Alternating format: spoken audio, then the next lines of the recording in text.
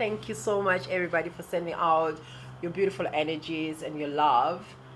J and G made it home today. Yeah. And my little bits have gone. Not my little bits. I still have. I don't have.